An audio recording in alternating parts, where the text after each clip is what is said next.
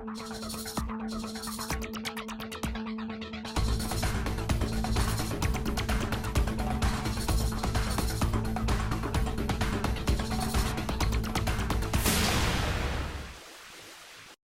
everyone, I'm Dick Beardsley. Welcome to the fishing scene. No, it's not October. It's the middle of the summertime, but you sure can't tell it by the weather out here.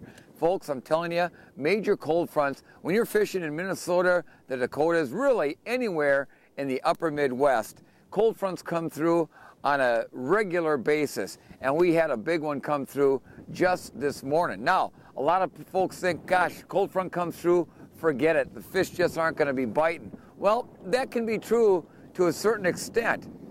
Most of the time, what I've seen over the years is that the fish are affected by those cold fronts more like the second and third day than they are the day of or the day after. So don't let that keep you from going out on the water. What you got to do is just make sure that you fish a little bit slower most of the time, and those bites might not always be real hard bites. It might be real light bites, but don't give up on your fishing. What we're doing today, we're on the edge of a sunken island. I threw out a buoy to mark that edge, and we're just working a jig very, very slow along that break.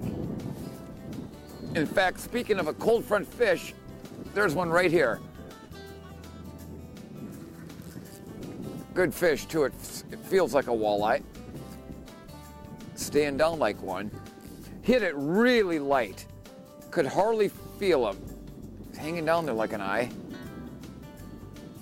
Oh yeah, there he comes. I see him, it's an eye. Oh yeah, I saw a nice eye too. Nice eye. Look at that beautiful white tip.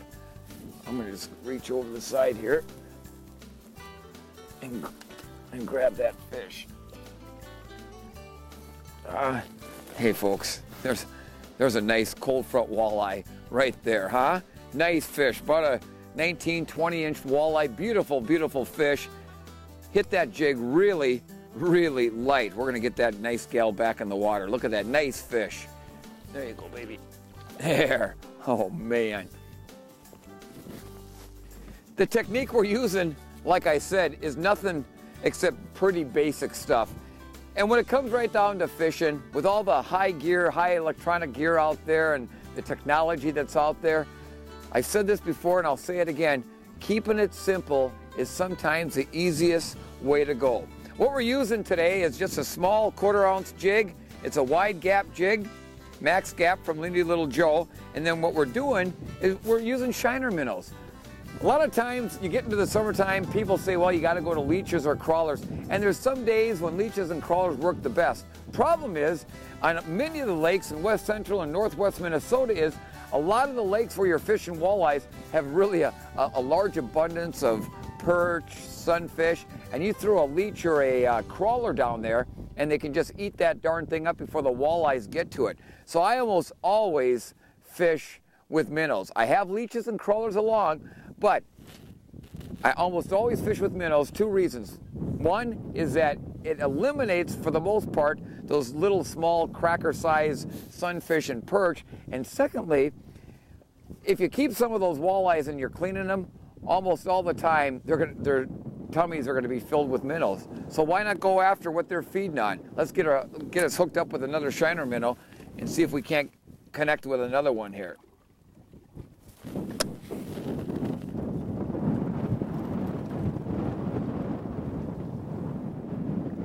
We just hook it right through the mouth, out the back of the head. And you think, well, yeah, but Dick, that's gonna kill that minnow. Well, it'll flop around and wiggle around on there for a while. But that's the nice thing about fishing with a jig, is that you're the one that's in control. You can use dead minnows. It's not gonna really matter. As long as those minnows look pretty fresh, it's not really gonna matter at all because you're doing the movement. Now, when the fish are like this, what I like to do is, they're a little bit spooky when you get cold front conditions in there. I like to kind of long line my jig in. Now, if I was fishing real deep water, I'd have to vertical jig, but we're in about 18 foot of water, and I like to long line that jig. More of the fishing scene after this. More walleye action coming up.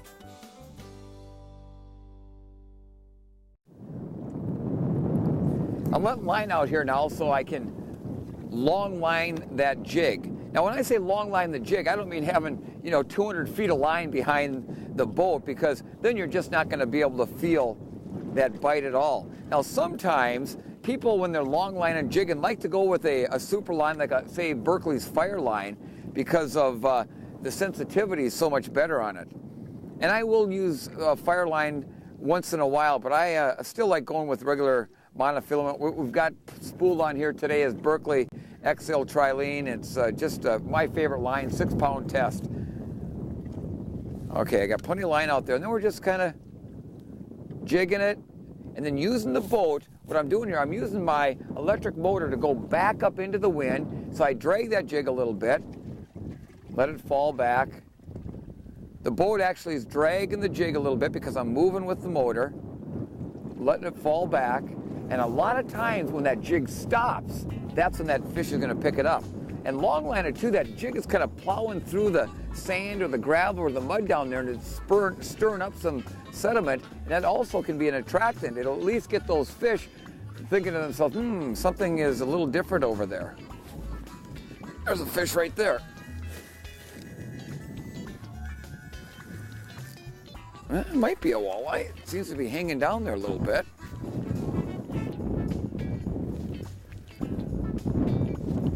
Hard to tell. I know it's a fish. I haven't seen him yet. Oh, it's a bass. Hey, there we go. How about that, folks? A little bonus bass here today. Not a bad one either. Come here, buddy. I'll reach down here, and you never want to thumb a walleye or a northern pike, but a bass, it doesn't hurt. About 1.5 pound bass. So look at that. Something smacked it there. Bigger fish, probably. Hey folks, I want to show you something here. See her fins back here? How they're all really messed up. They're all like chopped up a little bit.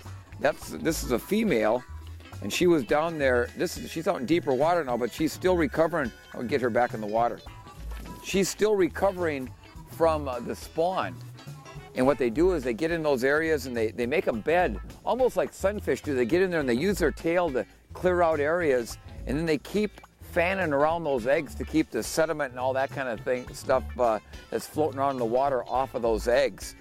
So that's why her tail is kind of chewed up like that. She's kind of in the recovery phase, probably just coming out of spawning and just starting to get back to the point where she's moved out to her deeper haunts. Now, like I said, we're fishing out here for walleyes off the sharp edge of a sunken island. But that doesn't mean it's just going to hold walleyes. These sunken islands hold multi-species of fish like walleyes, bass, northern pike. They'll even hold some pretty good schools of crappies and bigger sunfish at different times of the year.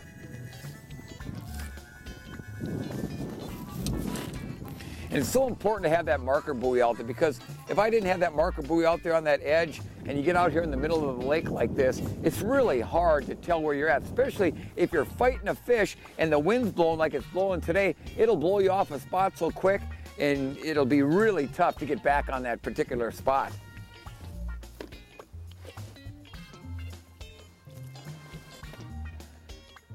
Get this baited up there.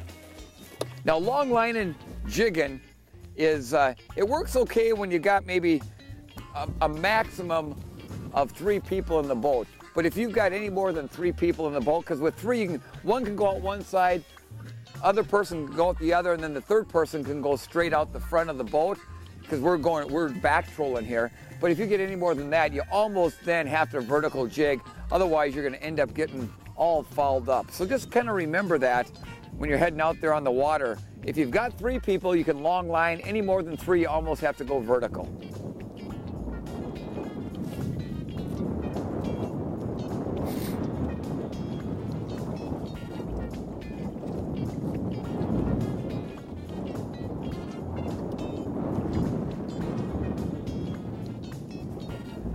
Now, a lot of times, you'll snap that jig or drag it. You won't feel anything. The jig will stop. You'll go back, and that's when that fish will grab onto that jig. And really pay attention to your graph, your locator, your flasher. If you see bait fish, If you see any arcs down there off the bottom, you know, get ready, because a lot of times those arcs, they are fish. Not sure what kind, but they are fish. And many times I've been out on the water, seen an arc. Pretty soon, 10 seconds later, as the boat passes over it, my jig gets to that way, bam.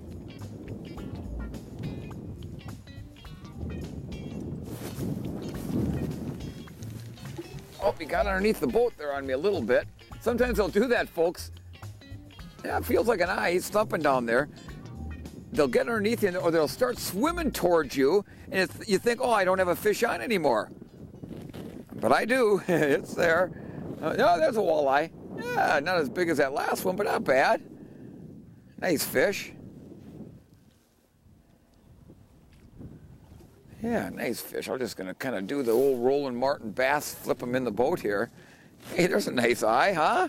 Boy, pretty fish, aren't they, folks? They are just such a beautiful, beautiful fish. Nice golden color to them.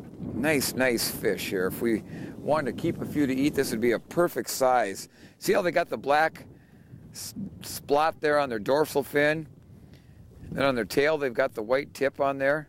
And it really shines in the water. Pretty, pretty fish. And they're toothy critters, too, let me tell you. Get that guy back in the water. There are more walleyes still to come. Don't go away.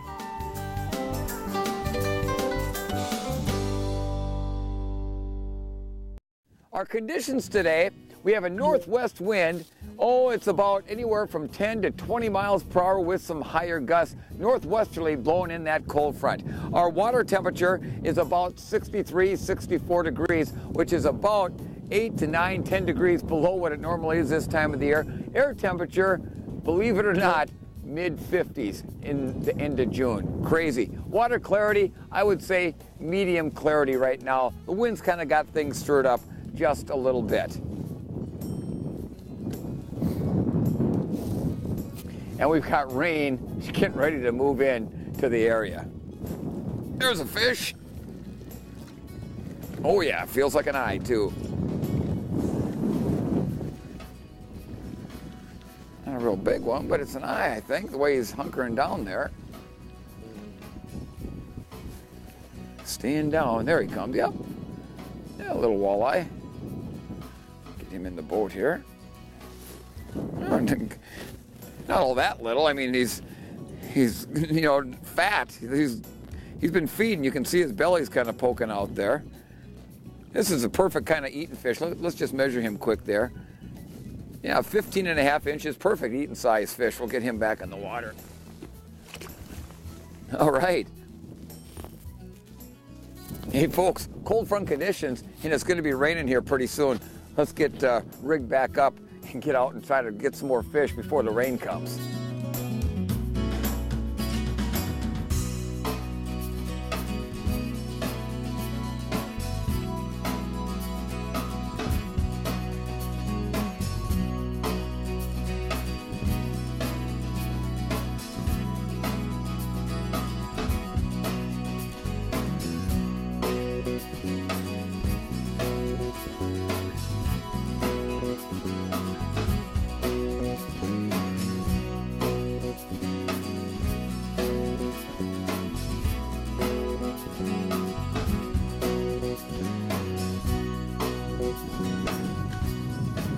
Anytime you get a cold front that comes through the area, you can always expect a couple of things. When that cold front first comes through, you're usually going to have cloudier conditions with that chance of showers, pretty much like we do today. That's why many times, as I said earlier in the show, that first day of a cold front really isn't that bad, but usually that second day or third day, if you get clear skies, calmer conditions, that's when fishing can really be a lot tougher. I'm just kind of, like I said, long lining these jigs here and popping them and bringing them back and popping them like that with a fish on. Come here, buddy. There, another walleye. You can always see in those clear water that white tail. There he comes. That's a little guy there. Sneak him up here. Boy, they're healthy fish though, folks.